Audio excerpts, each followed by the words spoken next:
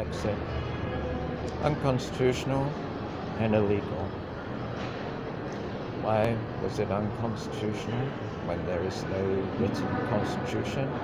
Well, because there is a constitution. Just because there is no written constitution, as in the American case, there is a constitution which is very similar to common law. It's based upon cases and precedences and practices. That's why the leader of the House, the Speaker of the House, John Bercow, could draw upon a precedent which went back to the 17th century. Now, the referendum is actually a new species of the family of surveys. It's advisory. It confers no mandate. It is not an election, otherwise it would be called an election.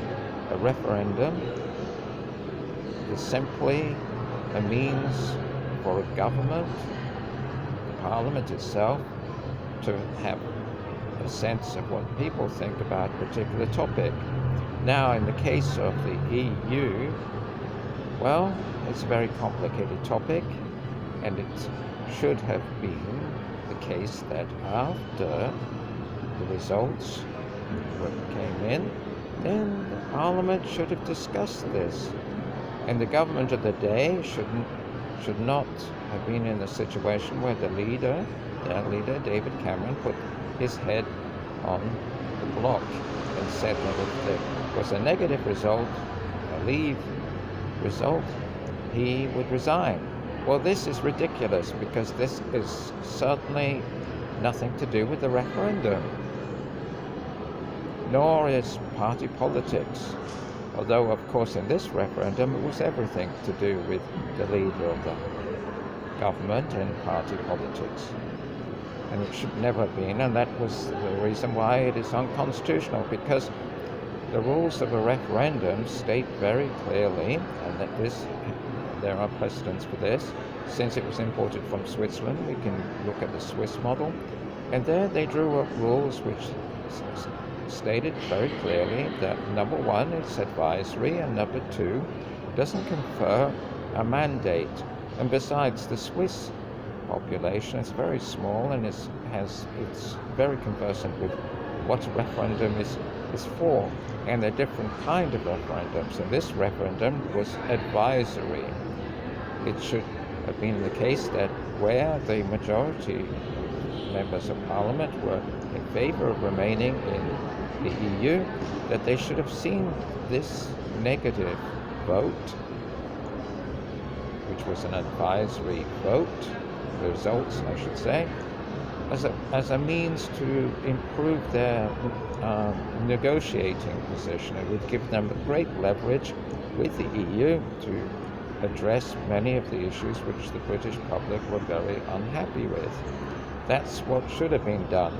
Instead, we saw the case of Hunger Games politics, whereby the Brexit result was seen as a vote and giving a mandate. And indeed, they talk about the people's will. Now, this notion, this metaphysical being called the people's will, actually goes back to Hegel and before, but it was most famous during the period of Hitler. Exactly. It's fascistic. And if you want Hunger Games, you get Brexit. If you don't, you get something which is in the 21st century is called pragmatism. And that's what it should have been. It should have been a case of the British public holding, hanging fire, as Henry James would say, and thinking more objectively about what would happen if they did withdraw from the EU.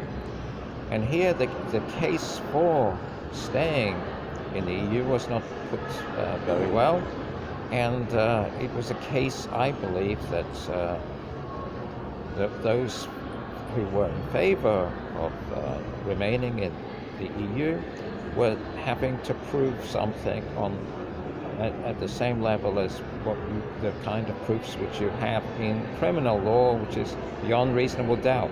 Whereas the other side were using on the balance of probabilities, but no, they were not just using on the balance of probabilities, which you find is the proof in civil law.